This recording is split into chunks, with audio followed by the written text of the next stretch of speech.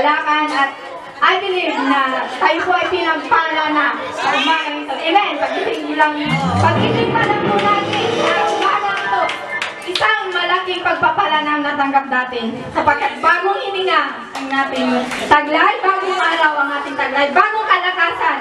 Amen. Amen. So tayo po'y mag-umpisa na at ito po ay uumpisahan ng ating kapatid na si Sister Judith Bagsan para sa opening song at susundan po ng ating kapatid na si Sister Elinita Diyo sa opening prayer po. Palakpakan po natin ang Panginoon sa buhay ni Nan. Praise the Lord. Ngayong umaga mga kapatid, i-welcome natin ang Holy Spirit. Sa tinatayuan natin ngayon,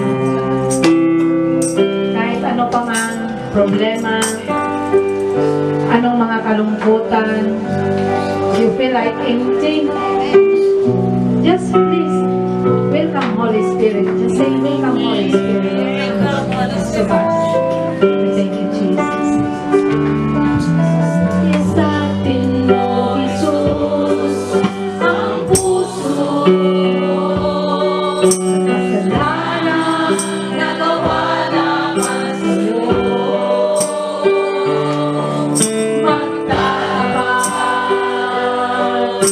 sumasabot, tumulong sa harap ng banal mong trono. Lumalapit, di matapat sa kabanalan mo. Biyayang kawan, kakatawaran sa'yo ay nakamtan ko, aking Jesus. Siya sa atin mo, Jesus, ang puso, sa kasalanan nagawa laban sa'yo. Magkalaban, sumasamo, tulong sa harap ng banal mong trono. Lumalapit, di marapat-dapat sa kabanalan mo. Biyayang kawan, kakatawaran sa'yo ay makamtan mo, aking Jesus. Malapit, di marapat-dapat sa kabanalan mo. Biyayang kawan, kakatawaran sa'yo ay nakamtan ko, aking Jesus.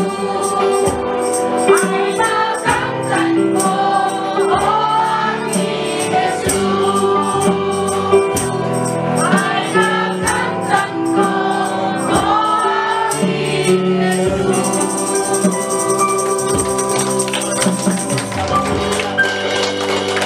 Hallelujah.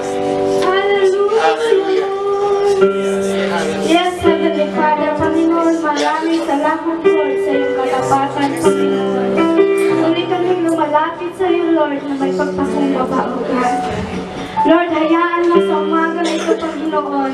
Humihingi kami ng kapatawaran, Lord, anumang nasa puso namin, sa isipan namin, maging nabitiwan namin salita na hindi ka nagusugod sa iyo, Panginoon. Lord, patawarin mo kami, Panginoon. Lord, ikaw ang Diyos na ipinako sa cross dahil sa iyong pagmamahal, Panginoon. Lord, kami nandito muli, Panginoon. Dahil, Lord God, sa oras na ito, Lord God, itinataas namin ang iyong pangalan, Panginoon. Na ikaw ang Diyos na tunay nagmahal sa amin, O God. At Lord, hayaan mo, Panginoon, na sa oras na ito, Lord, idinidikit namin ang pagkakataong ito, Lord God. Hayaan mo na bubuksan mo ang iyong pintuan, Panginoon, upang maranasan namin ang iyong kapangyarihan, Lord God. But Father, we thank you, Lord God. Lord, itinataas din namin sa iyo bago pa man ang lahat, Lord God, ang bansang Israel, Lord God. Lord, we pray for the nation of Israel, Lord God, that Lord, you protect, Panginoon, dahil ikaw nagsabi, Lord, sino mang manalangin sa bansa na minahal mo, Lord, ay iyong pagpalain. At dalangin namin, Panginoon, na sa pagkakataon ito, Lord, Lord, ikaw ang magpadala ng warrior angel, Lord God, to protect every military, Lord God, to surround the land, Lord, which is the land that you have promised, oh Father God, na itong land na ito, Lord, ay minahal mo, Panginoon. Ama, maraming salamat. Ganon din po, Lord, sa bansa ng Pilipinas, Panginoon, na kung saan, Lord God, merong bagyo na nangyayari. I pray, Lord, na i-protect mo ang bawat taong nangangailangan sa iyo, Panginoon. Lord, it is not accident that we are here to gather in your name, O Father. We humbly bow down before you, Lord God, sa bansa namin, Panginoon. Lord, ikaw po ang mag-protect sa bawat area, Lord God, na kung saan merong bagyo. At sinasabi namin, Lord, sa pangalan ni Jesus, na ang bagyo na yan ay pupunta sa lugar na walang destruction. In the name of Jesus! In the name of Jesus! We command you in the mighty name of Jesus! Hallelujah, Father! Lord, we are praying. The people, Lord God, sa Pilipinas na nalangin ngayon, Panginoon, i-comfort mo ang bawat pamilya, Panginoon. Lord, i-bless mo sila, Lord God. Lord, maging ang government namin na nandyan sa area na nasa Baguio, Panginoon. God, I pray in the name of Jesus. Lord, hipuin mo sila, Panginoon, na bibigyan ng attention ang bawat tao, oh God, in the name of Jesus. Oh, Heavenly Father, we thank you, Lord, that truly you are God of everything, Lord. Ikaw ang Panginoon namin na may control ng langit at lupa, Panginoon. Lord, we believe, Panginoon, sa pangalan ni Jesus, that you will continue, Lord, to protect the people, Lord God, of the Philippines, oh Father, in the name of Jesus. No more destruction, oh God, in Jesus' name. Oh, Heavenly Father, once again, Lord God, Lord, we pray in Jesus' name, ang taong gagamitin mo, Lord, na maghatid ng iyong salita, we pray for the anointing upon anointing. That, Lord, ang salitang ito ay magrima, Panginoon. Magrima sa bawat puso, O God. Lord, open our spiritual eyes, our spiritual ears, O God, na makinig ng iyong salita. Lord, i-anoint mo ang bawat kanta na aming aawitin. Ang instrumento na gagamitin, Panginoon God. Lord, we pray and honor you, God, dahil ikaw ang makapangyarihan na Diyos na dapat papurihan at papasalamatan, Panginoon, sa iyong kadakilaan, Lord God.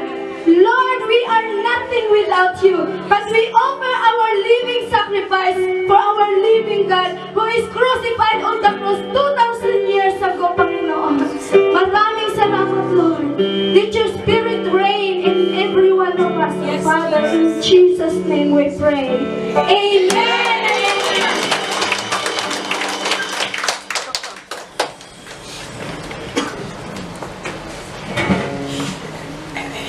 Tignan nga po natin ang ating mga katabi kung talagang blessed po ang bawat isa. Tanong natin, are you blessed? Are you blessed? Kasi po, pag blessed po tayo, magre-reflect po yun sa ating mga mukha. Amen? Nagre-reflect po yun kung anong nararamdaman natin. Huwag po kayong mag-alala kung tayo dumaraan sa mga pagsubok. Instead na mag-worry, i-focus lang po natin ang ating puso at isipan sa ating Panginoon. And God will comfort us. God is our refuge. God, siya lang ang dahilan ng lahat. Amen? Amen! So, si Lord, minahal niya tayo bago pa natin siya mahalin. Amen? Pinili niya tayo, mapalad tayo dahil sa lahat ng kanyang mga nilikha, tayo ay napakapalad sapagkat pinili niya tayo upang mapabilang sa ministering ito. Amen? Amen! So, tayo po'y mag-umpisa na. Ngumiti naman kayo.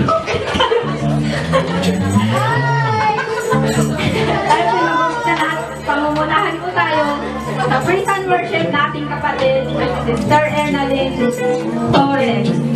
Palakpakan po natin ang ating Panginoon sa birthday.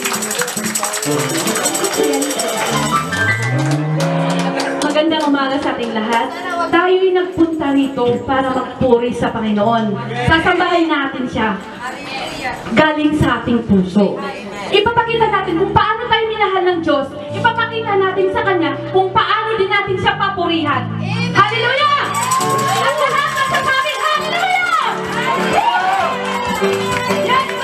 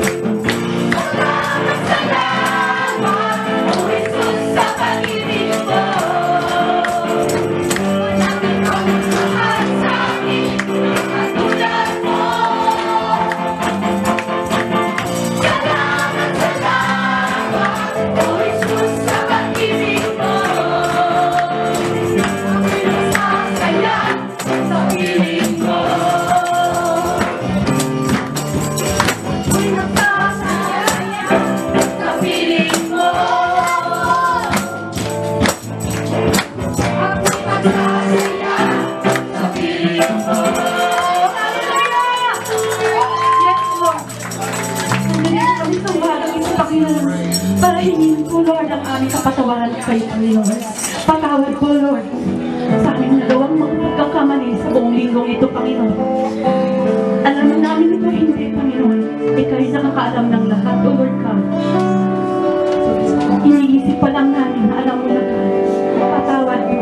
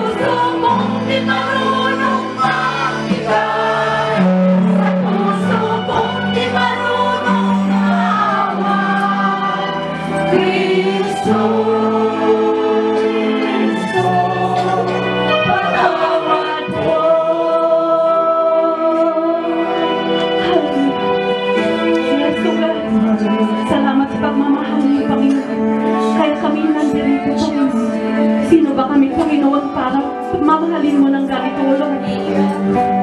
Thank you, Lord God.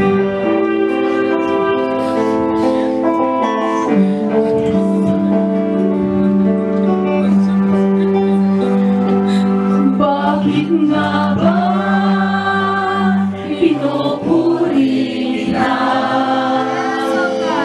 Bakit nga ba sinasamba kita? Bakit nga ba pinaglilingkuran? Bakit pinasasalamatan? Bakit nga ba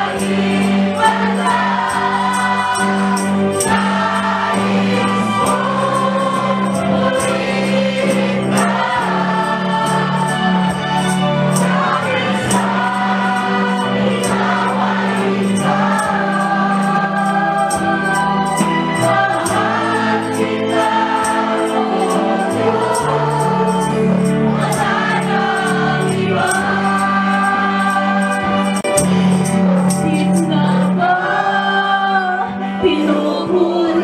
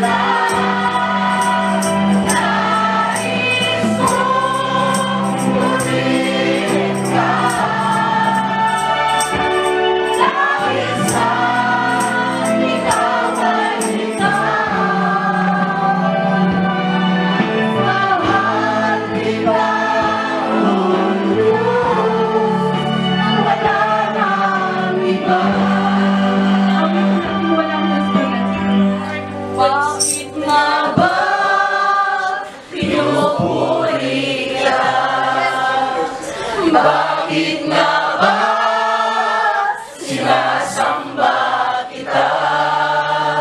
Bakit nga ba pinaglilingkuran? Bakit pinasasalamatan? Bakit nga ba? Bakit nga ba pinupuri kita? Bakit nga ba sinasamba kita? Bakit nga ba pinaglilingkuran? Bakit pinasasalamatan?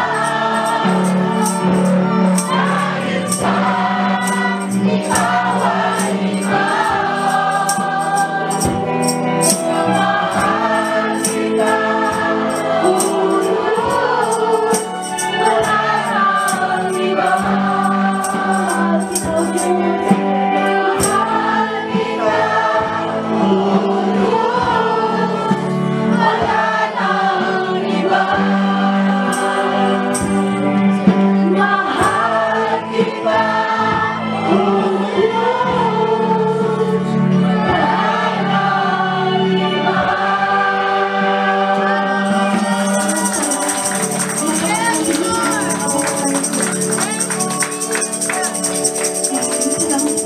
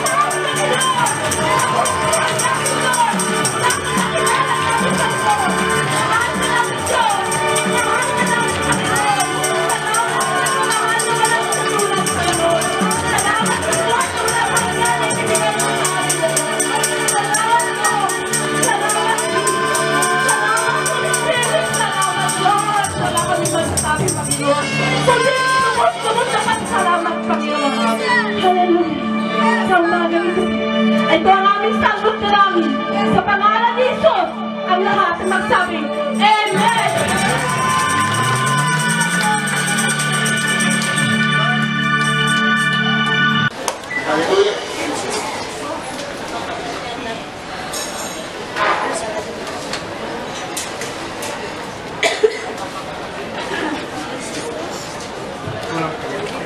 Hallelujah. Hallelujah. Wala po malakpakan sa Panginoon. Ituro po natin. Ituro po natin yung nagmumula sa atin.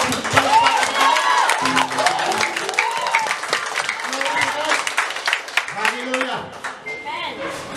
Madilis po niyo itong ganitong bagay. Marami na pong nangyayari sa mundo. Tingnan po natin. Sabi nga ng Panginoon, kailangan awit po tayo sa mga nagaganap sa kalamitan sa ating mga paligid. Dadating po ang panahon na itong pagpupuli natin, malilimitahan na po ito. Kung mababasa po Diyos, noong katapusan ng September 30, ang United Nations po, tinat po ang bandila ng Palestine. Nasa na, ano po yung prophecy po yung Joel na darating ang panahon. So lahat po na gusto ng Palestine ay magkakaroon ng approval. Kasi po, ang Israel at saka yung Palestine hindi po na sasundo. So, tatanda po natin na ang bansang Israel ay ang bansang Diyos na pinili. Wala po mga magpuno. Marami na pong nangyari sa history kung babasahin natin ang history ng Israel na sila po ay nagtatagumpay. Lalo na po sa kasalukuyan ngayon na malapit na po dumating ang ating Panginoon. Amen? So, yung po yun, handa na po ang lahat. Kailangan po din ang puso natin ay handa sa Panginoon. Yun po ang sitwasyon, yung kalakaran ng mundo sa panahon ngayon. Gano ba yung problema na yan? Gano ba yung persecution na yan? Katumpas sa pinangako ng Panginoon sa ating buhay. Kaya nga po tayo tinawag, kaya po tayo binigyan ng nararanasan natin, hindi natin kaya paliwanag sapagkat yun po ang ating panghahawakan pag tayo dumating na doon na sinabi ng Panginoong Isus na yung dadanasin ng mundo hindi pa naranasan ng sa katauhan. Gano'n pa yun? So kailangan po tayo na mag-isisipin po sa lahat ng bagay na sinasabi po ng ating Panginoong Isus. Kasi pag nangako po siya na sinasabing tinago na tayo, 100% po yun. Kung sinabi niya na may buhay na walang hanggan, paniwala natin dahil may buhay na walang hanggan. Yung buo, ang Panginoon po may inilaan sa atin magagandang bagay na dapat po natin ituon ang ating isipan. Hindi po natin ipupokus doon sa mga nagaganap sa ating sarili dahil yung pagpapatibay lamang ang ating pananampalataya sa Kanya. Kaya po nagaganap yun ngayon dahil may haharapin po tayo mga bagay na hindi kaya maliban na kung ang Panginoon ay nakasama. Hindi po tayo niya iiwan at pababayaan man. Dahil yun po yung pinangako niya sa atin. Pinatatag lang po ng Diyos ang ating mga buhay kung bakit tayo nakakaranas ng mga pagsubok. Tingnan lang po natin siya yung ginawa niya Diyos ang krus ng babae. At yun po, pag tayo po nalit natin ang espiritual na buhay natin, ang langit na katuon sa ating mga isipan ang ginawa ng Diyos doon sa krus ng babae. Doon lang po pupunta ang ating pananampalataya. Makikita po natin yung ginawa ng ating Panginoon sa krus ng babae. Kailangan po lubos nating maunawaan kung bakit po siya lumita doon sa krus para po sa ating lahat. Yun po yun. So, salamat po dahil na sa pong oportunidad ulit na tumayo rito sa akin sa katayuan ganito sapagkat po hindi po ako word, biyaya lang po ng Diyos kung bakit ako niya inilagay dito dahil may isang purpose. Amen? Wala po ako sa pa ako tumapos ng college, high school lang. Pilipilipit pa ang aming English. Pero po, pag dumating po ang salita namin sa puso niyo, buong po yun, hindi po doon sa ating mga sinabi. Siya po din nagsasalita. Yun po ang pinakamahalaga sa atin. Kung tayo willing magpagamit sa Panginoon, ano man klase ikaw kapatid, gagamitin ka ng Panginoon. Kapagkat siya may likha sa iyo, siya may karapatan sa iyo kumari. Amen? Kuyong po yun. Kaya po, ang pagtayo po dito ay kapangyarihan ng Diyos Espiritu na taglay mo. Yun po yun.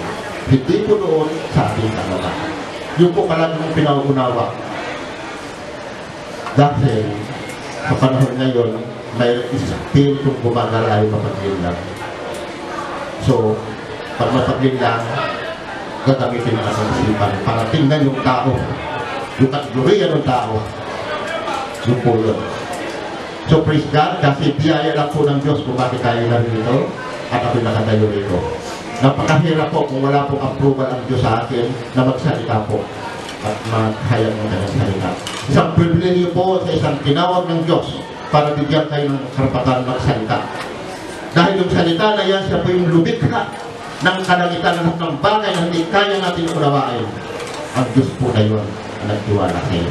Palagahan po natin ang pinagkatiwalaan ng Diyos sa atin. Ang kanyang misteryo na kung saan tayo tinawag. Amen? So tapat po siya at siya po yung Diyos na ating naranasan. Amen? So, ang mensahe po napakasimple. Actually, ito po yung kagabi na in-exhort ni Sir Josie, which hindi ko po in-expect kasi baka doon ako nag-preach, doon na nila malalaman. Kaya certain lang doon, sa Roman ang inano ko para konti. Actually, hindi po kami nag-usap ni Sir Josie, pero inilagay sa akin ng Diyos. Sa aking puso, na-remind muli sa inyo itong simpleng verses na atin ang palaging na babasa. Na hindi natin nauunawaan kung ano bang bagay ang naroon. Pinirimind ng Diyos sa atin na itong salita na ito ay may malalim na kahulugan na dapat natin maunawaan. Kung anong bagay ito na napapaloob sa dalawang bagay na ito na kanyang sinabi, na malaman natin yung lalim niyo dahil tayo, ang verse na ito ay kailangan alam natin bilang Kristiyano kung bakit ito sinabi. So, sa umaga po ito, simpleng salita na lagi natin nababasa. Pero, mababaw. Ngayon, ang Panginoon gusto na malalim ang ating pag-unawa para yung kanyang salita ay maging buhay sa atin. So, ang pakay po ng Panginoon, hindi doon sa palagi nating nababasa. Kundi, lagi nating unawain at i-meditate po yung salita yun para ang Panginoon ay magbigay siya ng malalim na kaparanan sa kanyang kaalaman na binigay. Ang salita po ng Diyos, punong-puno po yan. Sinabi doon sa last chapter ng John na kung ang isusulat, hindi po kasi sa mundo nito. Ganun po kasagana, ganun po yung biyaya ng Diyos sa kanyang salita. Kaya nga po kahit na paulit-ulit yung verse na yun, iba-iba po yung naging kahulugan sapagkat nagsasalita ang Diyos sa paraan ng kanya. Ang wisdom niya, hindi po wisdom ng tao. Ang wisdom ng tao may limitasyon, sa Diyos wala po. So ganun po kasagana at kayaman ang salita niya. So sa umaga po ito, meron po siyang ibibigay na salita na kaya po namin tunawain. Para pagdating po doon sa mga trial, sa mga persecution natin nararanasan, makukulawaan natin. Hindi tayo pinanghihinaan. Pagod, lumalakas tayo, dahil alam natin kung ano yung bagay na yung ginawa ng Diyos, yung salita niya sa puso natin. Kasi bibigay ng kalakasan para sa atin. Amen? Handa naman po tayo? Magkalibuin mo tayo ng langit. Hallelujah! Dakilang Diyos sa pagkanahal na makapangyarihan sa lahat. Salamat po muli sa umaga nito na binigyan mo kami ng pagkakataon na lumako sa iyong banal na sambahan upang Panginoon maranasan namin ang iyong banal na presensya, ang iyong Panginoon pag-ibig, ang iyong kalakasan, kapayapaan, kagalakan. Lord, mahirap po ipaliwanag kung hindi po kayo maranasan personal. At sa oras na ito, salamat dahil pinadam mo sa amin ang iyong presensya. Panginoon, tunay nga na kayo lamang ang tanging makakagawa ng lahat. Maging Panginoon sa oras na ito, ihanda mo po ang aming mga puso sa iyong mga salita namin maririnig. Lord, tunay na kailangan namin ito sa panahon ngayon. Ikaw nga po, Panginoon, ang siyang mangusap sa bawat nasa amin. Sa pamamagitan ng iyong Espiritu na pinagkaloob, na siya pong magpapaunawa sa amin at pagtuturo. Sa oras na ito, Panginoon, gamit mo po ang iyong panglingkod. Itago mo po ako sa iyong likuran at ikaw lang po, Panginoon, ang siyang makita. Buhis mo lang ang siyang makita. Buksan niyo po ang mga espiritual na pangunawa sa bibig ng mga kapatid kong nalilito. Upang lubos nila, Panginoon, maunawaan ang iyong mga salita na iyong nakakaya sa mga ito. Igamanin niyo po, ingatan, Panginoon, at kayo po ang siyang magmayobran po sa kanilang mga puso. Salamat na kilang Diyos. Tunay nga, Panginoon, na kayo ay purong-puro ng pagpapala. Salamat ang mga pagpapala ang matatanggap sa umaga nito. Salamat po. Tunay nga, Panginoon, na silang muli namin ibinabalik ang pinakamataas na papuhi at sa mga pagdakila. Sa tanging pangalan po ng aming Panginoon Jesus. Ang lahat ng ikaw lang. Ang aking pangakakal sa Panginoon. So, ang aking pong ibinigay ng mensahe ng ating Panginoon ay the new life in Christ. Bagong buhay in Kristo. Na ang ating text, Panginoon, sa Panginoon ng Panginoon ay 2 Corinthians 5:17. Napakasimpleng salita. Pero dalawang salita, ano pa paloob na kailangan pong maunawaan natin. Ang sinasabi, therefore, if anyone is in Christ, the new creation has come, the old has gone, the new is here. Sa Tagalog, kaya ang sino mang nakipag-isa kay Kristo ay isa ng bagong nilalang. Wala nang ang dating pagkatao, siya ay bago na. Maliwanag, wala na ang dating pagkatao, siya ay bago na. Ngayon ang tanong, itong karamihan tanong, bakit mayroong nagkakaroon ng pagkondom sa kanilang sarili? Bakit pag nagkaroon ng kamali, nawawala ng pagkakasali? Bakit may mga nagaganap na nawawala ng lakas?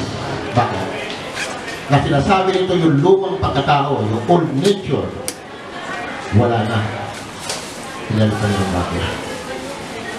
Kailangan po maunawaan natin sa panahon ngayon para po magpatuloy tayo sa ating paglalakad sa Panginoon. Napakahalaga po. Dalawang bagay ang naganap. Magaganap sa buhay ng isang tao pag tumanggap siya sa ating Panginoon. Dalawang bagay. Mawawala ang luma, papalitan ng bago. The same creation that God has worked and sa kalangitan, ginawa na, nilikha niya. The same, from nothing to something. Ganon din sa buhay natin, yung bagong creation ng God, nagmula sa wala yun. Binago niya ang ating buhay, hindi sa ating sarili, kundi galing sa Panginoon. At ano-ano bang bagay yung napapaloob sa dalawang sinasabi yun?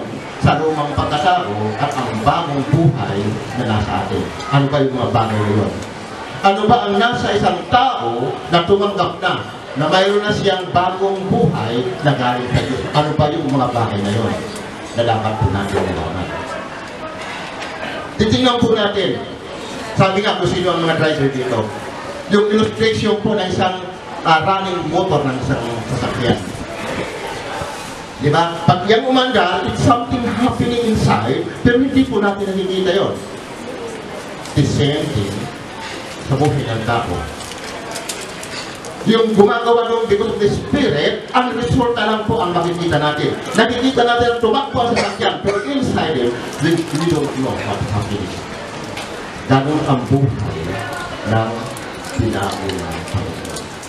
Hindi po tayo, kahit nasikapin natin, hindi po natin tayo gawin. Tandaan po natin yung, ito po yung gawa ng Diyos, creation, the same thing doon, nung naglikha ang Diyos, doon sa kanyang paglikha noong unang panahon. The same. When the sinner accepts Christ, perhaps 100 things happen. But the new Christian learn only gradually about what has taken. Kunti lang ang nalalaman. Kaya minsan, nagkakaroon tayo. ng mga guilty. May mga bagay na parang ayaw natin kumilos o buwa ng pinagagawa ng Panginoon. Pinaghihinaan na tayo. Ano ba yung mga bagay na yon? What are those things na dapat natin malaman? In relation to the God of Father, una po yan. Ang gilasip po natin sa Ama. In relation to the God Son, sa ating Panginoon Jesus. At in relation to the Holy Spirit. Itong mga bagay na ito na kailangan natin malaman, and in relation to sin, kasalanan, and Satan, at sa iba pa. Yun po ang kailangan natin malaman doon sa bagong creation, yung bagong pagkalaro natin. The Word of God says that all believers receive the new nature upon their trusting. Remember, trusting in Christ as Savior. The new nature we have in sin. Tandaan po natin, pag tinanggap po natin, ito po, pag tinanggap po natin ang Panginoon sa atin, wala na pong kapangyarihan ng kasalanan. Tandaan po natin yun. Palaging tinatato ng kaawayan sa atin. Pag tayo ang karamdam bilang tao, bumabalik tayo sa lumang pagkatao natin, which na yun ang dahilan para tayo manghina. Strategy ng kaaway yun. Sapagkat alam po niya, hinagdan niya ng mundong ito sa paghihirap. Tayo mga anak ng Diyos. Nasa Kanya tayo, secure tayo sa Kanyang para. Yun po yung pribilehiyo na tatandaan po natin. Hindi po sapat na tayo susukatin doon sa mga nararanasan natin. Hindi po. Yung pangako po ng Diyos, eternity po yun, pati. Eternity po yun. Yung paghihirap natin, pansamantala yun. At ang Panginoong nangako, na hindi tayo magdadala sa kanyang mangyayari, tayo po yung dadalhin niya. Si Satan po ang nagbibigay ng kaisipan sa atin. Kaya nga po, ang lumang pagkatao ay nawala na ang bago na po. Yung isipan po natin at kailangan po natin nalaman. Sa John 3 verse 3, and reply Jesus declared, I tell you the truth, no one can say the kingdom of God unless he is born again. So alam po natin ito, ng salitang ito, ang sinasabi ang Panginoon. So lahat po tayo na tumanggap sa Panginoon ay ipinanganak na muli. Yung ating espiritu, kung alam po natin, sa ating mga pinag-aralan, ay yun ang nabuhay. So kailangan po natin. So, yung mga spiritual things na sa bagong nilikha, na doon po yun. Yung mga spiritual na bagay na yung nagmumula po yun sa Panginoon na dapat po natin malaman nung tayo po ay natulog.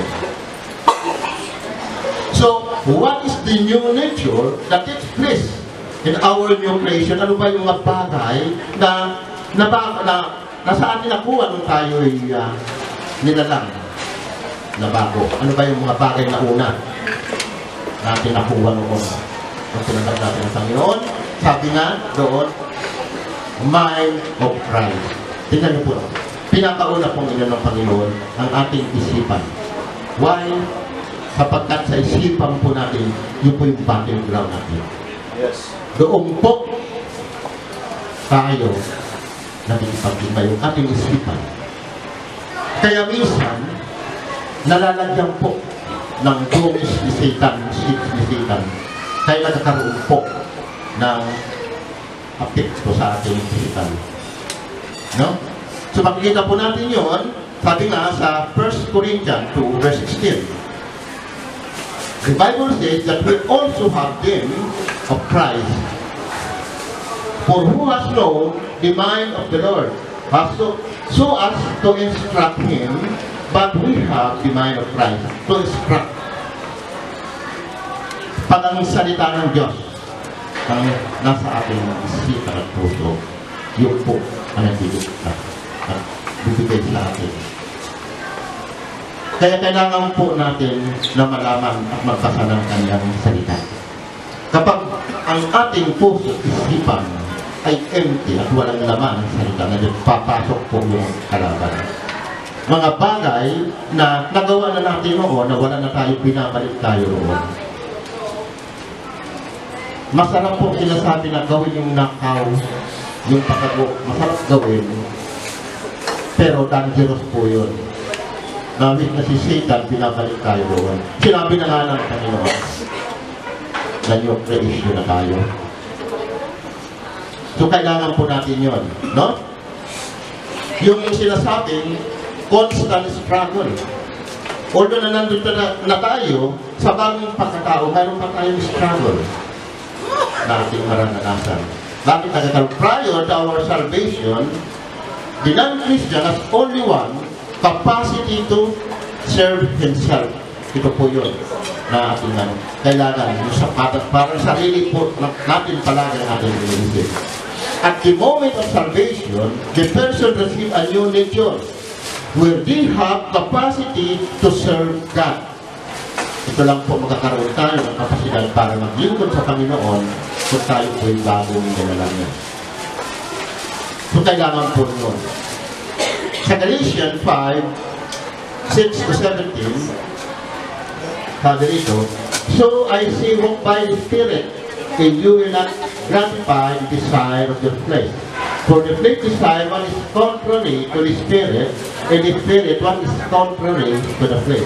They are in conflict with each other, so that you are not do whatever you want. Naglalaman po siya, yun po yung nararanasan natin. Naghihilahan po siya. Kaya nagkaroon tayo ng struggle, pero mangingibabaw pa rin ang salita ng Diyos. Bakit? The Spirit lives and takes us to do what God says to us.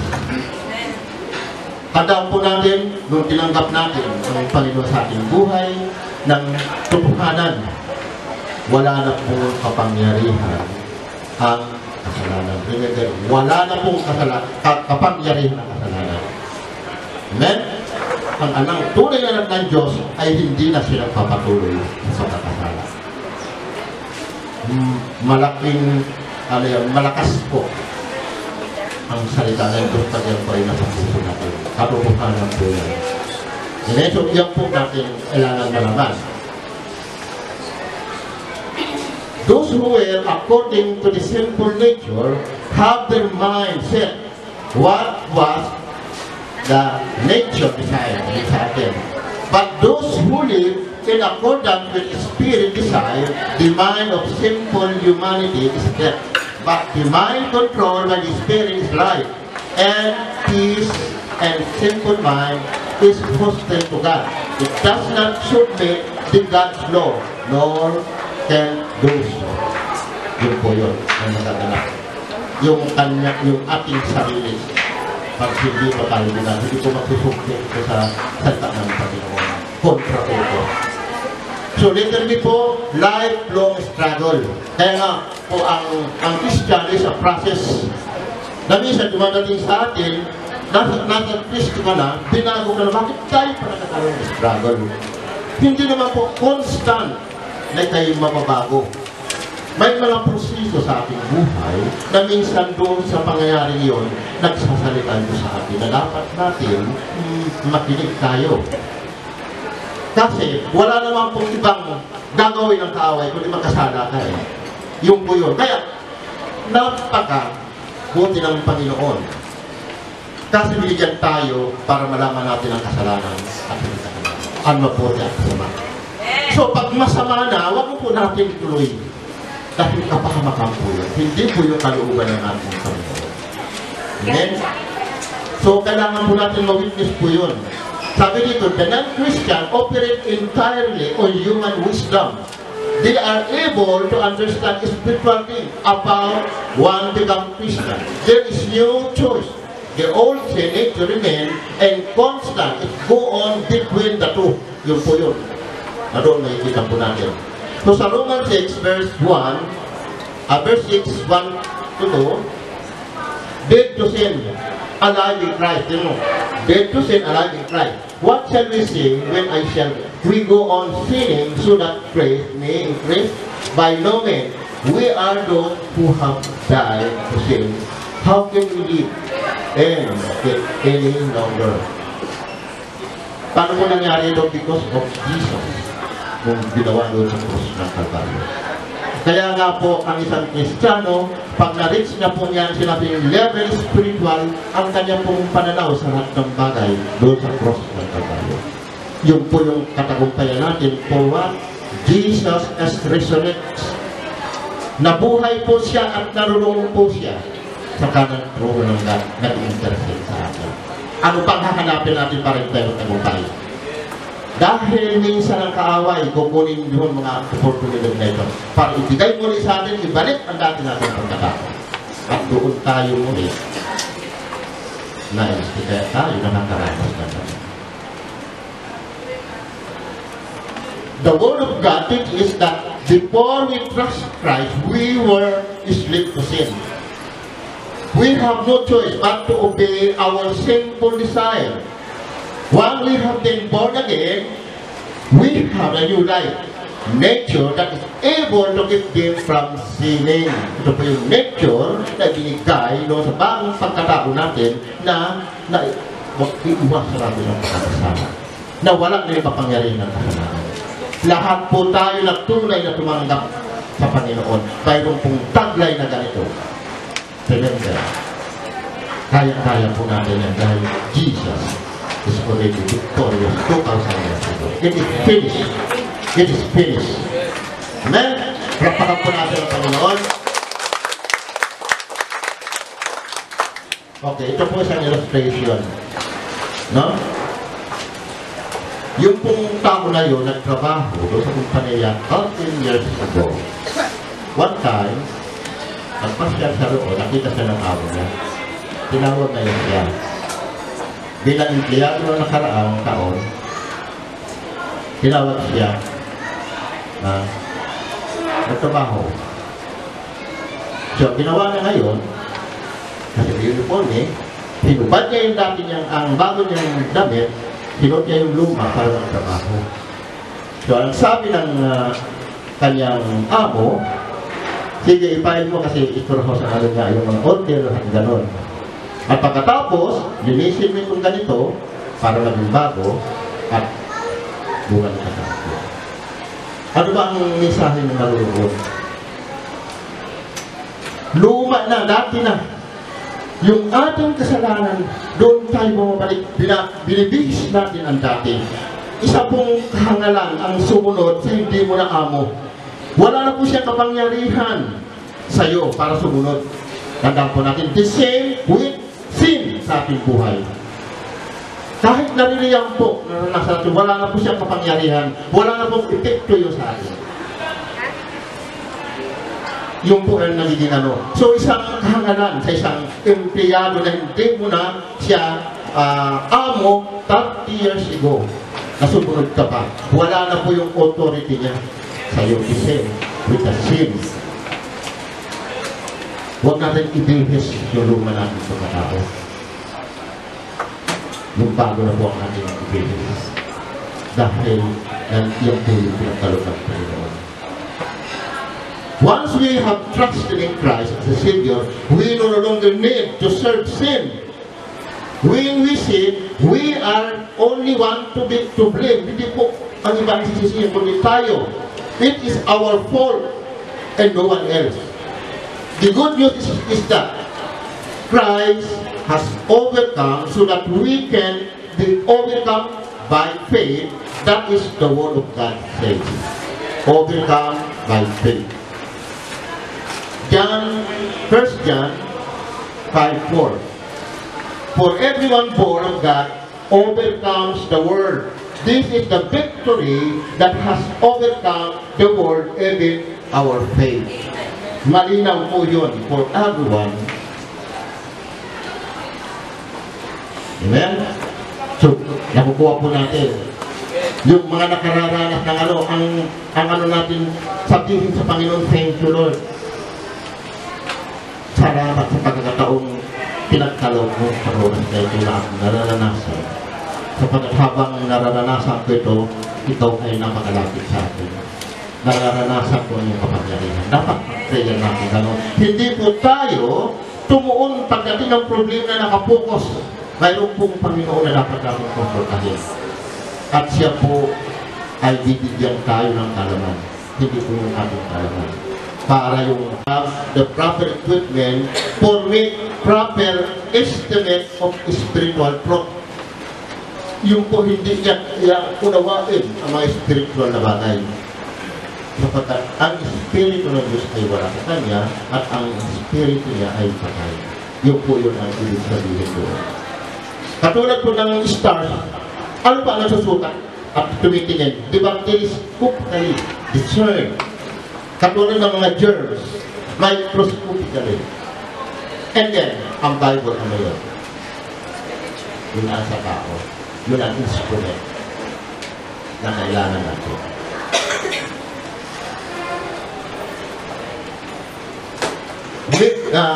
Many sincere and educated people admire the Bible as literature and extol its moral teaching. Ito po yung karamihan ng mga nag-aaral sa sarili. But the real spiritual message of the Bible, that salvation is only through this person of Jesus Christ. Wala na pong iba. Sa kapangyari, ang Panginoon sa Kristo lang po. Okay, ang sabi po ni Paul sa 1 Timothy 1:15. Here is a trustworthy saying that this deserve for acceptance Christ Jesus come into the world to save sinners, to whom I am the worst. Si Paul po ang nagsalita na po. Kung alam po niyo buhay Paul, why Paul God lost my way? Hindi po doon sa kategorya, hindi po doon sa kanyang sarili, kundi pinili po siya ng Diyos para ihayag ang kabutihan niya at ang buhay niya ay living testimony. Same thing with us individually kung bakit po tinawag tayo ng Diyos. May kanya-kanya tayong sariling testimonya. Si Paul as an ordinary person, katulad din po natin. Hindi po natin ikukumpara na si Paul ay ginagamit sa Diyos mightily, ikaw hindi. The same God, ang God po natin just siya. Nililimitahan lang po tayo ng ating sarili. Tinitingnan natin ang ating sarili kaya hindi tayo magamit ng Diyos. Pero ang Diyos, hindi po siya nagkakali. Yun po yun. I-desire lang po ng ating puso ang lahat ng bagay na gusto ng Diyos sa atin. Okay. Pangatlo po, the real understanding of the Bible. Hindi kayang unawain ito ng mga walang Kristo na hindi binago ang buhay. They do not receive or welcome the message of the Scripture. Their reaction to the message of the gospel is that it's foolishness, ridiculous, di ba? Pag nagsisil tayo sa ating mga kapatid o mga kaibigan na hindi pa kilala ng Panginoon, hindi binibigyan ng pagkakataon na marinig. Kasi foolishness nga po yan. Pangamba. So hindi binibigyan sapagkat hindi po nabago. Wala pa si Kristo, wala pa yung Espiritu ng Diyos. Kaya ganun ang nararanasan. Kaya po tayo na nagsishare, huwag po tayo na-discourage. Ang mahalagang ginawa natin ang ating tungkulin para ihayag sa Kanya at ang Diyos ang siya magpapalago doon sa narinig niyang salita. Amen? Yan po yung matutuhanan. Ibukas lang po namin ang bibig natin. Magtalim tayo ng salita niya. At minsan, wag po mawa tayo ng isitalit lalo sa mga natin sa buhay na ilang taon natin na natin sa Panginoon. Tandaan po natin ang salita ng Diyos buhay. Huwag tayo pang pinatan. At yun ay sisibol pagdating ng panahon. Amen? Yun po yun. Huwag tayo magmakantay. Minsan na discourage na tayo, ulit-ulit. Ayaw naman. Huwag tayo mag-free. Kasi si Satan, nasabihin niya, huwag yun. Dito pa tayo. So dito ang patay ko natin. Kung binago na tayo ng Kristo, di ba, sabi doon sa una, our mind. Yun po yun. Mind of Christ. Okay? So, 1 Corinthians 2 verse 15. And even if our gospel is veiled, it is veiled to those who are perishing. the God of this age has blinded the minds of unbelievers so that they cannot see the light of the gospel that it displays the glory of Christ who is in the image of God. Sino ba itong the God? Small letter. Si Satan, tinatabunan ang kagandahan ng gospel ni Jesus. Kaya hindi makadama ng biyaya ng salita ng gospel. Hindi. Yung glory ng God.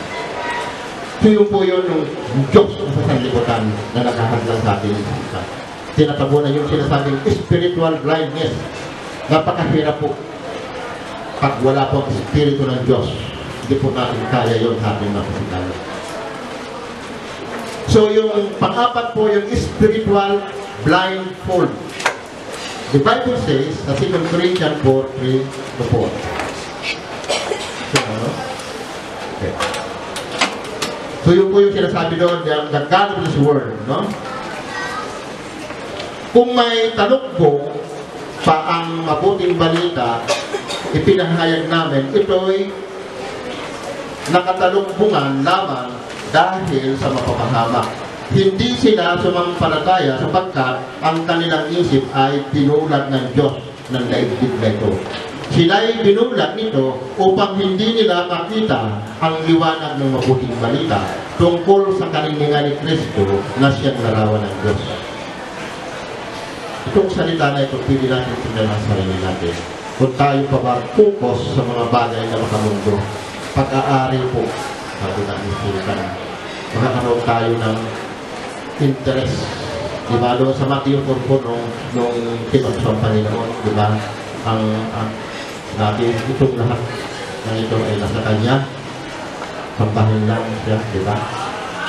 So, tingnan natin ang sarili natin, saan ba nakapokus? Mostly. Sa mga bagay na kamundo, mga pleasure, yung mga entertainment, o nasisiyahan tayo.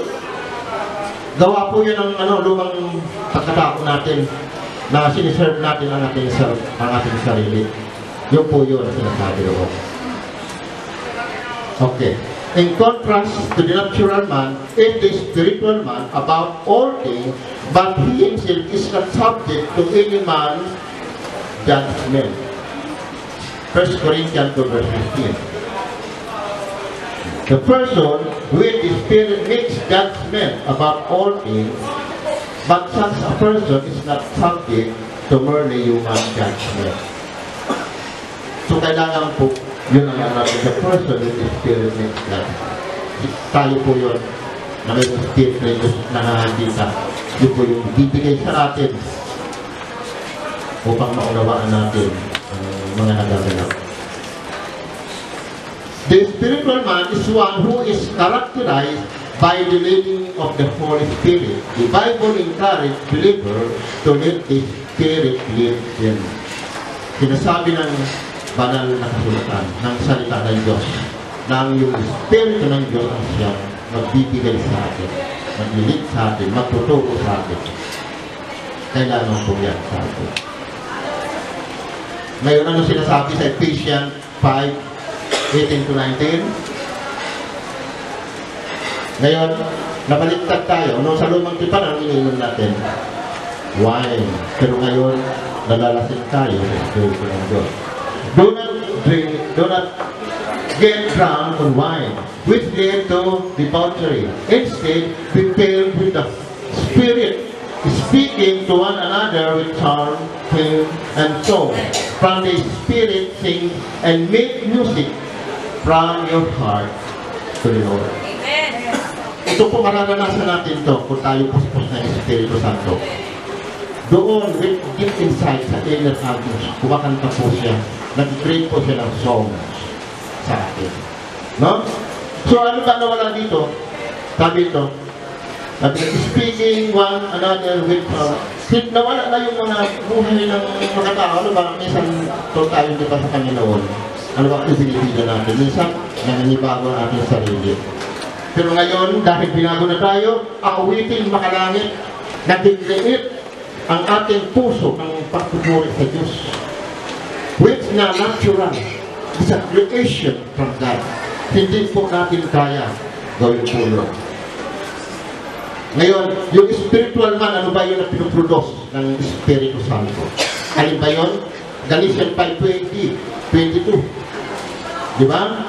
Napalagi natin yung nababasa.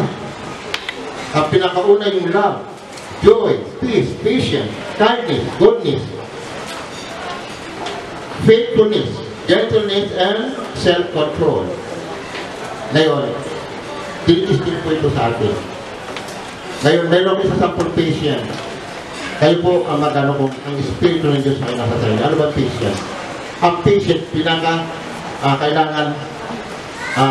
love ang pinakauna, pero ang patient kailangan, lalo na sa ating mga trabaho. No? Ang patient kasi, matusukan sa atin, ganito po yun. Kung ang isang tao nakagawa sa iyo ng pagkakasala, o hindi mo nagustuhan mo, nasaktan ka. Dahil nasaktan ka, nandun ka sa pagkatao mo, ano ang tendency mo? Maglirispa ka, magbigay ka ngayon ng kanyang karakter, anong bagay na tapapay mo. Ngayon, ang binago ng Diyos, ito po ang kailangan. Pag dumating ang mga bagay na yon, nagkaroon epekto sa iyo, look unto God. Tanungin natin ang Panginoon, yung po ang kulang natin. Nakagawa na tayo ng mga judgment, mga comment, pero nakonsulta ba natin ang Diyos? Yun, nagbibigay sa atin yun ng panibagong nababalik tayo sa luma. Simple. Simple lang, pero nagagawa natin. Pero sinabi ng salita ng Diyos na wala nang kapangyarihan ng kasalanan. So be what? Mga bagay na yun. Why God needs it like that? Bakit ang Diyos nagkasalita sa atin naman? Mayroon tayo kasalapin. Lahat nakarili na.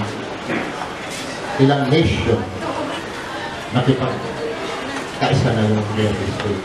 Ang Palestine ang flag mo rin sa United Nations. Nakaaway na sa kanila. Yung po ang haharapin. Ano ba nangyari sa mundo? Ngayon, ilang Kristiyan tayo, kailangan makatayo tayo. No? So, kailangan po natin yun. The Bible says, all of us have the sin nature. After Adam and Eve sinned, they began to have sons and daughters and their own likeness. So, kasama doon yung kasalanan. Sa Genesis chapter 57. Doon po nag-start ang problema. The constant struggle in our old sin nature pointed out in the scripture. Second, 1 Corinthians 2:14. Okay. Yung ano ko na kanina, the person without the Spirit does not accept the thing that comes from the Spirit of God, but consider them foolishness and cannot understand them because they are discerned only through the Spirit. So maliwanag po yun. Ngayon, bakit tayo nasasaktan? Wala bang Espiritu ng Diyos? Mayroong Espiritu ng Diyos. Inalaw yun dahil something mayroong pa tayo. Kung wala na po tayo, manhin po tayo doon. Hindi natin malalaman. Bakit pinararamdaman ng Panginoon? Mayroon siyang gusto na mapagulo sa ating buhay. Kaya tayo nung naman. Ano ba ang tendency natin? Mag-react o i-response? No, magpasalamat tayo sa Diyos. Sinusukat lang yun na kailangan matanggap natin na yun hindi kalugod sa Panginoon. You have to surrender to God. Yun lang po yung mensahe noon. Hindi po yung sa ating naranasan na tayo na isaktan tayo, hindi po. Magpasalamat po tayo sa Panginoon. Pag hindi po, at hindi natin natin mananatili po, hindi po tayo uusod hanggat hindi nawawala po yung ganun bagay. Tandaan po natin yun. So, mga anak na Diyos, yung po yung Panginoon. Pag may dinigil po sa atin, lumakad po tayo. Para tayo ay naganap yung gusto ng Panginoon sa ating kalooban. Amen?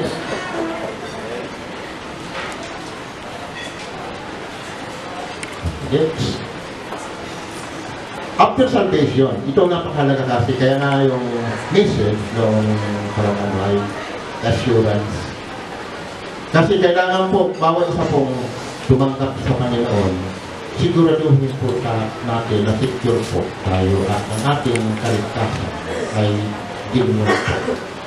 Kasi po ito yung sabi na sa pag-akyat natin sa unang baitang ng ating pananampalataya. Yun po yung pinakauna. na kailangan natin kaligtasan ay totoo, hindi po nawawala. So, after salvation, the prior to salvation, we could only serve ourselves. This is the only capacity the non-Christian has. Once a person trusts Christ, they have a new life and new nature. However, the old nature does not go away. Remember, the old nature does not go away. Ngayon, paano natin bakit hindi siya nag-go away? No? Di ba, pwede pa kayo karoon ng kahit na di ba, nanunungin natin. Bakit sabi nga hindi natin nagagawa? Binago na ng Diyos yung ating buhay. Wala na yung kapangyarihan. Katulad nga ng sinasabi na yung kabayong may guhit at saka yung kulay ng sokyan. It's the same, nandun nila yung bago yun. But because Jesus saved our life doon sa cross ng Kalbaryo, yung kasalanan na yun ay nawala. The same person ka pa rin, pero pinago na ng Diyos. So yun po yung pagkakaiba doon. Kaya minsan tayo nararanasan din bilang tao. No? So, Romans 13 verse 4. For the one in authority is God's servant for your good. But if you do wrong, be afraid. For roles do not bear the sword for the reason they are God's servant, agents of wrath to bring punishment on the wrongdoers. So, malinaw po yan na sinasabi sa Roman. Sila ay mga lingkod ng Diyos na ikabubuti mo, ngunit matakot ka kung gumagawa ka ng masama sapagkat sila ay magbibigay ng kapangyarihan at sabi nito, magpaparusa. Sila ay lingkod ng Diyos at magpaparusa sa mga gumagawa ng masama. So yung mapit na sabi dito, yung mga lingkod ng Diyos na siyang may kapangyarihan nagagawa ng ang gumagawa ng masama yung video, nagbibigay ng paalala o akong nagbibigay ng instruction. So what is new and the old creation? Ano ba yung nabago doon sa natin? Sa yung nabago sa atin bilang bagong nilalang. This means that our own knowledge of man can no longer be based on this outward, yung ating panlabas na buhay. For it is the past or finished and gone. Everything becomes fresh and new. All there is God doing. Lahat ang Diyos ang siyang gumawa. For He has reconciled us to Him through Jesus Christ. And He was made as agent of the reconciliation. Tayo po yung agente ng pakikipagkasundo sa yung mga tayo mga pinago ng Diyos. God was in Christ personal reconciling to the world to Himself, not counting their sin against them. Hindi tinignan ng Diyos yung ang kasalanan, kundi yung pakipagkasundo sa Kanya. Kaya nga po ang Diyos tinawag tayo na kaibigan. We are a new Christ ambassador as through God. We're appealing direct to God, di ba? Tayo yung ambassador, tayo yung namamagitan, tayo yung nananalangin sa Diyos ng mga pinago ng ating Panginoon. Tayo yung representative personal doon sa mga tao na naranasan natin ng Panginoon. Because God was Christ who Himself knew nothing of sin, actually to the sin for our own. Diba? Si Jesus na walang kasalanan, naging makasalanan para sa atin. Siya po yun. ang lahat ng may pagbabago sa ating buhay, kung bakit tayo naging bagong nilalang na at wala na ang dati nating lumang pagkatao, ang lahat ng ito ay gawa ng Diyos sa ating buhay.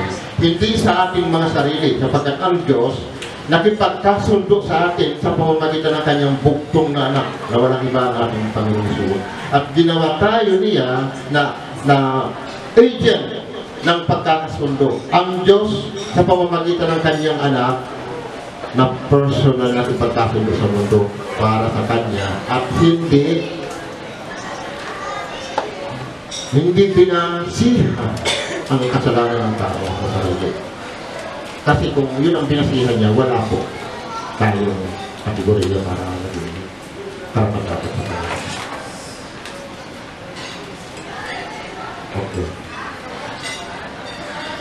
Because of this decision, yung ating decision sa kanila, we don't evaluate people by what we have or what he look. Hindi natin binabasihan ang tao kung doon sa kanyang mayroon siya o sa kanyang tsura. We look at the Messiah that we want and get it all wrong. As you know, we certainly don't look at him that we anymore. Tayo po, kaya nga po tayo, kung tayo nakikita natin na tayo pinago o naranasan natin pinago tayo ng Diyos, ang tingin natin sa ating mga kapatid ay hindi po ang kanyang kahinaan, ang kasalanan, hindi po, kundi ang Kristo na kanyang taglay. Yun po ang ating makikita. Kaya pag yan ang natin nakikita, mapupuri natin ang Panginoon. Hindi natin makikita ang kanyang kapintasan. Hindi natin siya mag-judge. Hindi natin siya mag-critic. Kundi mag-display yung kabutihan ng Diyos dahil siya ay nilalang ng Diyos. Mawawala yung judgmental spirit. Mawawala yung critical spirit. Kaya nga po, kailangan yung bagong pagkatao, hindi luma. Dahil kung lumang pagkatao, makikita mo kung ano siya. At pag narinig niya, masasaktan pa siya, madadagdagan pa kanyang dinadala. So, kailangan po natin na makita yun sa ating sarili. Taglay natin at yung Diyos ang siyang nagbigay sa atin ng ganitong mga bagay. 2 Corinthians 5:14-16. Sulat na. Kasi okay. For Christ's love compels us, because we are convinced that one died for all, and therefore all died. And he died for all, that those who live should no longer live for themselves, but for him who died for them and was raised again. So from now on, we regard no one from a worldly point of view, though we once regard Christ. In this way, we also no longer. So, anong maliwanag po ron? So, ang sabi rito,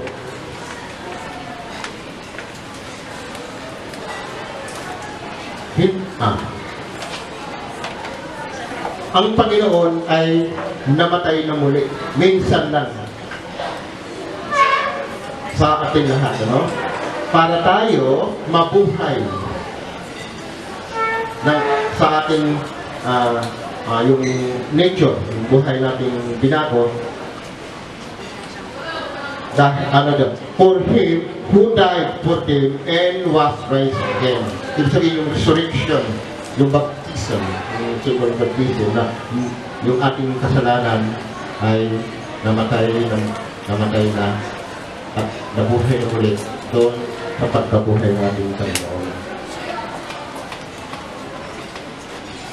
Hindi na tayo doon sa mga worldly things. With regards to worldly things, wala na po tayo doon ang ating mga pananaw, mga point of view. Kundi yung kaparaanan ng ating Panginoon, doon nakatuon ang ating mga isipan. Yung binago ng Diyos ang ating mga isipan. Okay. Romans 6, verse 4. the same contention. We were therefore buried with him through baptism into death, in order that just as Christ was raised from the dead through the glory of the Father, we too may live a new life. So, ang tinutukoy po rito, yung resurrection ng ating Panginoon. Kung ang Panginoon po hindi nabuhay, wala po tayo. Hindi po natin mararanasan ang ating naranasan ngayon. But because Jesus is resurrected, kasama po tayo. Na nararanasan po natin yun, description of resurrection ng ating Panginoon. Sabi din sa Tagalog, sa makatawid tayo ay namatay at nilibing na kasama niya sa pamamagitan ng bautismo upang kung paano binuhay na muli si Kristo sa pamamagitan ng dakilang kapangyarihan ng mga tayo ay mabubuhay sa isang bagong pamumuhay. Yung creation. So ang sinasabi po dito, hindi po tayo namatay. Namatay yung ating old nature na ibinakuna ng simbolo ng baptism. At tayo bumangon bagong nilalang na yung resurrection. To understand this new creation, first, una, must grasp that it is a creation, something created by God.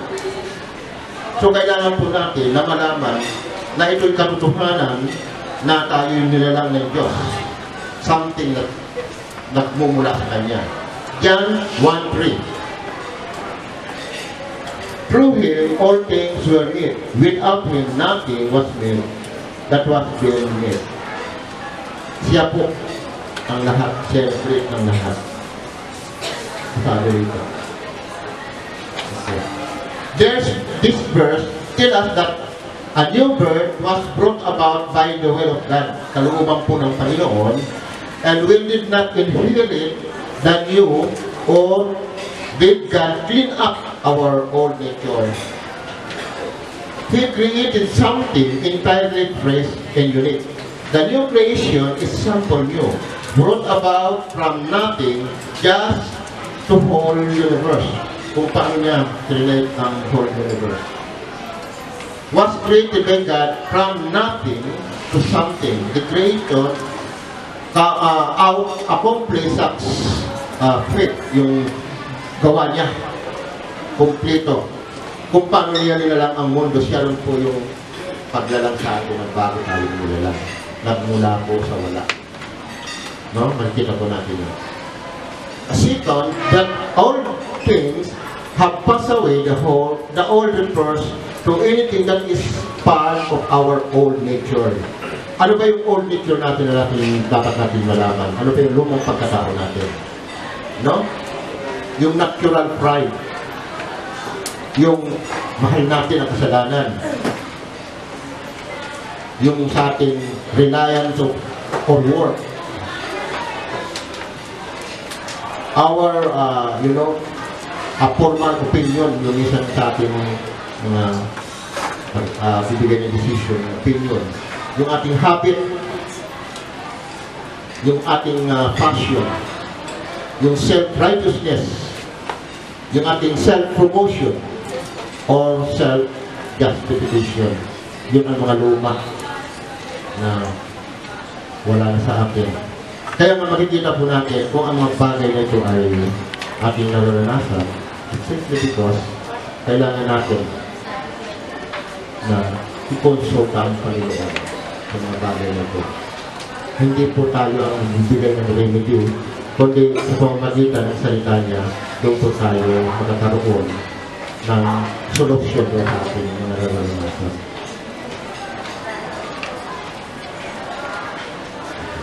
Along with the old pass away, the new has come.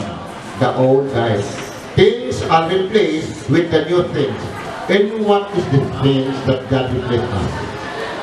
Ano ba itong mga bagay na na-replace ng God sa ating buhay nung tayo ay inalalang niya sa bagay nilalang? Ano ba yung mga bagay na yun? Natin pong dapat malaman. Ang una po, the fullness of life. Doon po yung sa isang linggo na dapat natin mahatin ngayong work na. Amen? Okay. Sabi sa Jeremiah 17, verse 7 to 8, but blessed is the man who trusts in the Lord, whose confidence is in Him. They will be like a tree planted by the water that sends out its root by the spring. It does not fail when heat comes. Its leaves are always green. It has no worry in the year of the drought and never fails to bear fruit. Ngunit maligaya ang taong nanalikayawi, pagpapalain at umaasa sa Kanya. Ang katulad niya ay halaman na tanim sa tabi ng masikan. Ang kanyang ugat patungo sa tubig, hindi ito mananalo. Hallelujah. Dumating man daw ang init sapagkat mamamalaking luntian ang mga dahon nito. Kahit di umulan ay wala itong alalahanin. Patuloy pa rin itong namumuhay. So Jeremiah 17:10, the Lord searches the heart and examines the mind, to reward a man according to his conduct, according to what his deeds deserve. Ako si Yahweh, ang sumisiyasa sa isip at sumusubok sa puso ng tao. Ginagantihan ko ang bawat isa ayon sa kanyang pamumuhay at ginagantimpalaan ko ayon sa kanyang ginagawa. Next, napakapura sa tayo po ito ngayon. Delight in the things of God. Diba? Kaya ngayon, nakasama mo na yung sincere ng Panginoon. Abhor the things of this world and the flesh. Kinapupuntan natin yung mga bagay dito sa mundo ating sarili. Pag alam natin ang ating sarili, ay nililigit natin dahil alam natin na hindi ito kalooban ng Panginoon. Okay? We see the worldly different. Nakita natin ang mundo pa na. Ayaw na natin. The Bible seems to be a new book. Kaya dati tinitingnan natin yung parang napakahalaga ng Bible. There is a beauty about it which we never saw before. Na mayroon pa lang siyang ganda na hindi natin nakikita na ngayon lang. All things and now to speak forth the praise of God. Lahat ng bagay na nakikita natin ay napupulit natin ang ating Panginoon. There are a new feelings towards people na dati hate natin ngayon ang pag-ibig.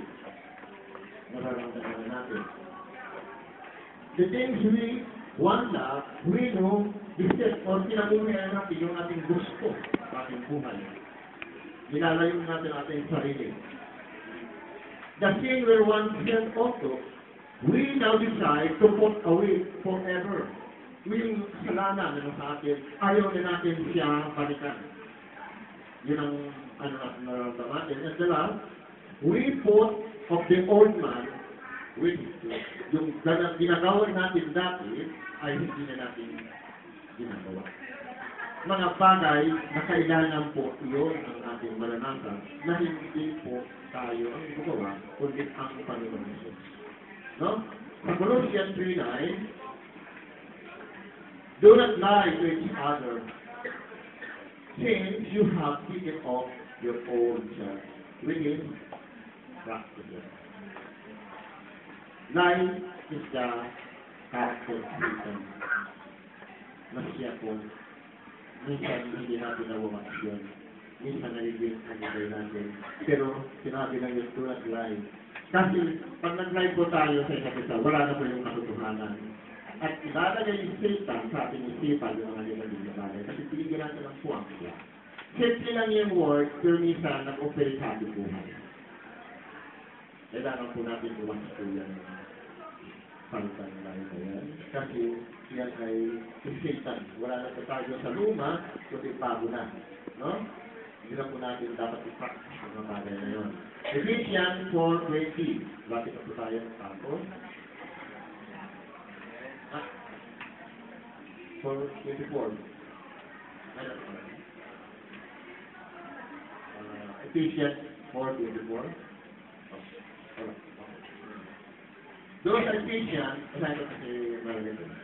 Ephesians 4:24. created to be like God and true righteousness and holiness. Sabi dito, at dapat makita sa inyong bagong pagkatao na nilikhang kalarawan ng Diyos, kalarawan ng kanyang katuwiran at kabanalan. Yung dalawang yun ang dapat makita sa atin. Ang katuwiran at ang kabanalan. So yun ang taglay ng bagong nilalang ng Panginoon. Okay, Romans 6, 11 to 12. Okay. Okay. In the same way, count yourself dead to sin, but alive to God in Christ Jesus. Therefore, do not let sin reign in your mortal body, so that you obey His heavenly desire. Diba? Pag ang kasalanan ang siyang naghahalin sa ating buhay, ang kasamaan ang ating magagawa. Diba? Kaya sabi nga ng Panginoon, hindi na natin dapat paghariin ang kasalanan sa ating buhay kasi tayo yung binabiyang ng ating Panginoon at patay na tayo sa kasalanan. Yun po yung kanilang na sinasabi po sa salita niya. Sabi dito, based on all, now we have the power to choose. The new creation is the wondrous thing for every man of God and made by His own power and glory. Yun po yung pamanghamang nasa isip ng Diyos na ginawa niya para sa kanyang kapurihan at kapangyarihan. Through the believers who trust in Christ is secure. It is not a license to live a simple life. A person who has been born again has a new nature. He will not enjoy the type of sin he formerly practiced. Totoo po yun. Pag tayo po'y pinaging totally sa Panginoon, hindi na po natin ma-enjoy yung dati natin kasilangan. Namumuhit po tayo roon. Meeting na natin o maramdaman ayaw natin. Sinusukat po na ang Diyos po, ang Espiritu ng Diyos ay nasa atin. 2 Timothy 2:19. Okay. Nevertheless, God's solid foundation is stand firm, said with His scripture. The Lord knows those who are His, and everyone who confesses the name of the Lord must be turned away from wickedness. Dito sin po itong wickedness. Everyone who confesses the name of the Lord must be turned away from the wickedness. So, lahat sino po yun? Tayo po lahat na tumanggap sa ating Panginoong Jesus. Kailangan po natin na gumayo sa mga pamilya. Okay. So, ano ba yung mga bagay? Ano ba yung bagay na sabi na old nature natin? Sabi dito yung corrupted by the deceitful desire. Yung sira ang ating ang panglililang, yung mapaglinlang na hangarin. Yung sira ng paglilindang hangarin. The whole role of the flesh, yung buong pagkahari ng laman, yung ano natin, yung old nature natin, yung forest, yung kahangalan, yung kagaguhan natin, diba, yung mga dati yung disobedient, ayaw sumunod, yung deceit, yung mapaglindang tayo, yung mga old nature natin, is lived by all kinds of passion and pleasure. Alisin tayo ng lahat ng uri ng kapusukan at mga kasiyahan. Sa kasiyahan, ano ba yun? Kung sino yung love ng mga entertainment worldly. Mga sport na sumubra na, hindi na yung magpapalangas ng ating physical. Pag sumubra na roon, hindi na yun. No? Creation yun eh. Late and the marriage city, ano may nabubuhay sa masamang hangarin at mainggitin. Yung mga dati natin, being hated and hate one another. Namumuhi at kinamumuhian ang bawat isa. At ang huli po, our differences, yung ating pagkakaiba. Tayo po'y tinawag ng Diyos ng isa. Lahat po, yung isa ang ating pagkakilala.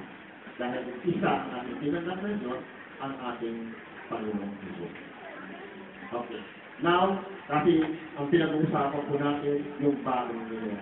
Ngayon, how about Christian who continue to sin? No. Ano ba yung Kristiyano na nag-continue sa kasalanan? Ano ba yun? Kaliwa tayo doon. Wala nang bagong nila doon. Di ba? Lupa. So ano ba yun? Ano ba ang Islam sa Panginoon? Okay, ganito po yun. This is the difference between continuing to sin and continue to live sin. Live. Doon tayo namumuhay sa kasalanan. No? Iba po yun. But the redeemed Christian is being sanctified day by day, sinless, and seeking and more each time with them. Tayo po'y araw-araw, balong-araw, musin-sulit, iilinig, saan ating pagbabasa sa mga circumstansya na nagsasaluman ng Diyos na natutupo tayo. And unti-unti natin, nasisip, pinamumuhitan yung mga dawit natin ng kalaman. Tungo, doon sa nais ng Diyos. Yes, he is sin, but unwillingly and less frequently as we mature. Kaya ang Christian, kailangan maging mature. Disciple, yan. Amen? So yun po yung katotohanan, and conclusion. Ito na po yung conclusion. Kailangan po ang bagong nilalang to start change. Ano po yun? Sin is hated. Christ is love. The life is sin. The new holy desire is spring up like well of the living water, and lastly, the new life overflow in love and good Lord to others. And then, kapag-kapag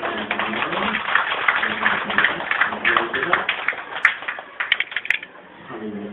Tayo dito kayo at nangyayari. Hallelujah.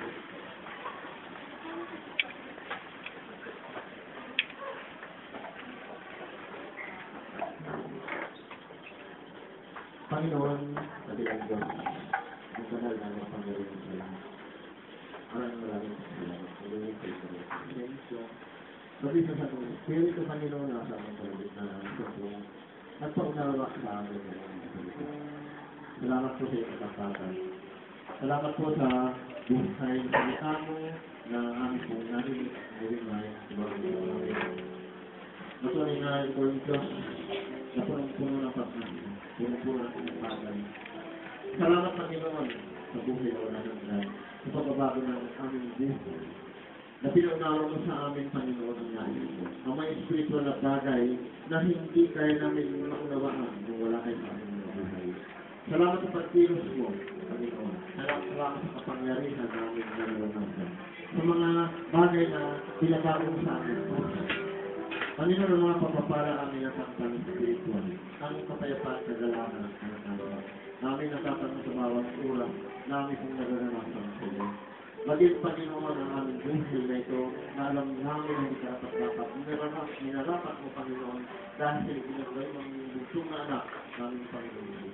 Salamat, Panginoon, sa salvation na yung mo sa amin. Nasa ngayon, Panginoon, aming pagsiyasan mo. Panginoon, ang kasaganahan ng buhay spiritual na yung pinagawin sa amin. Totoo nga, Panginoon, na ang iyong katotohanan ang sinagpalaya sa amin. Doon sa amin doon ang pagkatao at nilang kami bago upang maunawaan. Panginoon, ang kalooban mo na pinagawin mo, Panginoon, sa amin. Salamat, Panginoon, sa mga populad na tulong ito, mga pagpapala, Panginoon, na pakiuwi natin ang kapag-kapag. Salamat, Panginoon, sa kapatan mo, maging Panginoon, sa narinig ko ngayon. Salamat sa buhay nila. Nagbibigay mo po, Panginoon, sila ng pagkakataon. Na salamat mo rin ang pagkakataon. Panginoon, muli at maranasan ang iyong kapag-kapag. Kayo po ang layunin mo, Panginoon, sa mundo mo. Salamat sa Pilipinas sa kapatan. We thank you for this day. Praise you, glorify you, and Lord, and Lord. Namin sa iyo ang mga kapapuloy sa mga sa tayong pangalap po ang Amen.